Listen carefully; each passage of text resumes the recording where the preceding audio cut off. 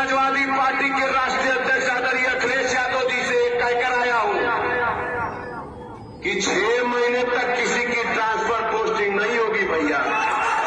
Samajwadi party के राष्ट्रीय अध्यक्ष अखिलेश यादव से हमने बोल करके आया है 6 महीने तक किसी अधिकारी की ट्रांसफर व पोस्टिंग नहीं होगा, उनसे पुराना हिसाब लिया जाएगा। समाजवादी पार्टी के राष्ट्रीय अध्यक्ष आदरणीय अखिलेश यादव जी से कहकर आया हूं कि 6 महीने तक किसी की ट्रांसफर पोस्टिंग नहीं होगी भैया। जो यहां है वो यहां ही रहेगा, पहले हिसाब किताब होगा। ये बयान था 2022 के चुनाव में अब्बास अंसारी का। मंच पे भाषण देते वक्त उन्होंने ऐसा बयान दे दिया कि चर्चा का विषय बन गया और विपक्ष ने इसको मुद्दा बनाया और कल जो है कोर्ट ने उनको 2 साल की सजा भी सुनाई, जिसके बाद से उत्तर प्रदेश की सियासत काफी गर्मा चुकी। आनन फानन में ही मानो बीजेपी को संजीवनी बूटी मिली।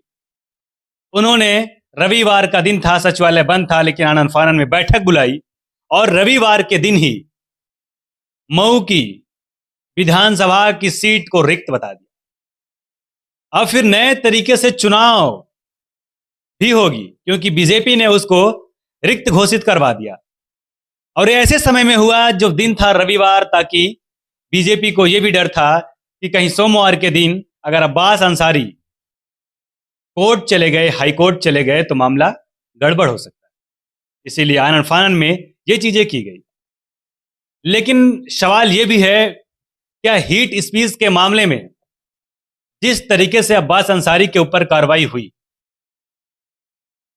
उसको लेकर के लोगों के बीच में अलग अलग चर्चा का विषय बना हुआ है। क्योंकि हीट स्पीच के मामले में बीजेपी के भी ऐसे बहुत सारे नेता हैं जिन्होंने ऐसे ऐसे बेतुकी बयान दिए हैं, भी कानून का उल्लंघन माना जाता है। खुद स्वयं मुख्यमंत्री का भी ऐसे बयान है, अमित शाह जी का भी ऐसा बयान है। एक बयान आपको मैं अभी जल्द का ही बता दूं, उत्तर प्रदेश के यशस्वी मुख्यमंत्री ने भी बटेंगे तो कटेंगे का भी नारा दिया था। क्या यह कानून का उल्लंघन नहीं है? हो सकता है अपने समर्थकों को उत्साह जोश बढ़ाने के लिए नेता ऐसे ऐसे बयानबाजी कर देते हैं, लेकिन कोर्ट ने इस मामले को गंभीरता से लिया और कोर्ट को लगा कि नहीं, ये गलत है। आखिर उन्होंने सजा सुनाई। लेकिन इस सजा के बाद से बीजेपी को मानो संजीवनी मिल गई हो। उनको मौका मिला, उन्होंने तुरंत, रविवार का दिन था लेकिन सचिवालय में बैठक बुलाई और जहां से विधायक थे अब्बास अंसारी, उस सदस्यता को रिक्त घोषित करवा दिया। उसके बाद से जल्द ही चुनाव होने के भी आसार दिखाई नजर आ रहे हैं। क्योंकि और ये ऐसे समय में हुआ जब बिहार विधानसभा का चुनाव है।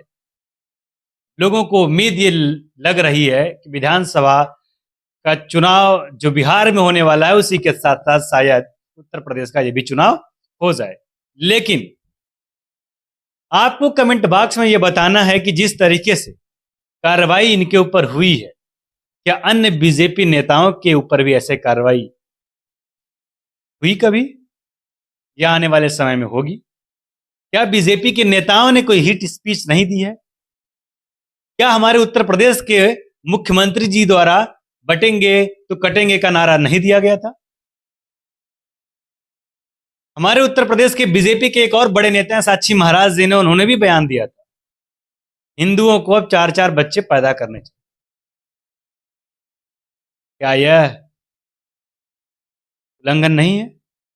मंत्री ने भी कहा था उत्तर प्रदेश में अगर बीजेपी को नहीं जिताओगे तो वो चुनाव जीत जाएगा जिसके सरकार में कट्टा और छर्रे उत्तर प्रदेश के गलियों में, क्षेत्रों में बनते दिखाई देते, फिर वही बैठेगा। एक और बयान था, उन्होंने ये भी कहा था मुजफ्फरनगर दंगा कराने वाले को अगर बीजेपी को नहीं जिताओगे तो मुजफ्फरनगर में दंगा कराने वाला ही उत्तर प्रदेश फिर से बैठ जाएगा। क्या यह कानून का उल्लंघन नहीं?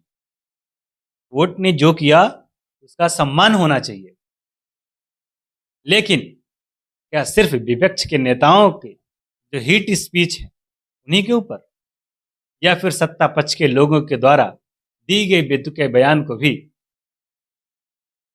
संज्ञान में लाना जाना चाहिए?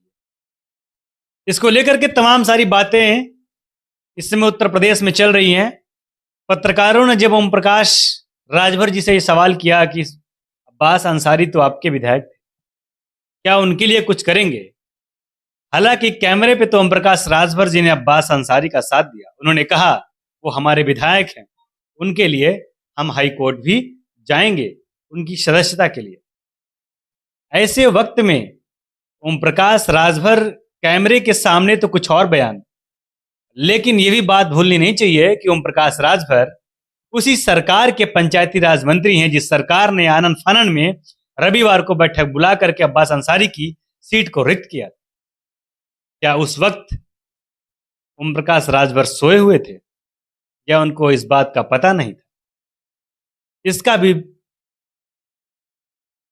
विषय लोगों में चर्चा का विषय बना हुआ है। लेकिन एक तरफ और बातें आ रही है कि ओम प्रकाश राजभर ये कह रहे हैं कि हम वहां पे अपना प्रत्याशी उतारेंगे। क्या ऐसा भी हो सकता है कि जिस मंत्रिमंडल में, जिस सरकार में आप मंत्री हो, उस सरकार के खिलाफ आप प्रत्याशी उतार सकते हो? क्या ओम प्रकाश राजभर ऐसा कर सकते हैं? ये तो आने वाले वक्त की बात है, आने वाले समय की यह बात है। क्या ओम प्रकाश राजभर प्रत्याशी उतार सकते हैं कि नहीं उतार सकते हैं, खैर वो दूसरा मैटर है। लेकिन कैमरे के सामने तो ओम प्रकाश राजभर ने अब्बास अंसारी के लिए सपोर्ट किया। तो इसके बाद क्या होता है ये तो देखने वाली बात है। कमेंट बॉक्स में आपको बताना है कि बीजेपी के नेताओं को हीट स्पीच अगर आपके पास हो तो आप हमें कमेंट बॉक्स में जरूर भेजिएगा, बताइएगा, हम उसके लिए भी वीडियो बनाएंगे। और आपको ये भी बताना है कि क्या हीट स्पीच के मामले में सिर्फ विपक्ष के नेताओं के ऊपर ही कार्रवाई होगी कि सत्ता पक्ष के लोगों पर भी कार्रवाई होगी? खैर, हमें इंतजार रहेगा आपके कमेंट का। इस वीडियो में इतना ही, मिलेंगे नेक्स्ट वीडियो में नए खबर के साथ। देखते रहना खुली खबर। बहुत बहुत धन्यवाद।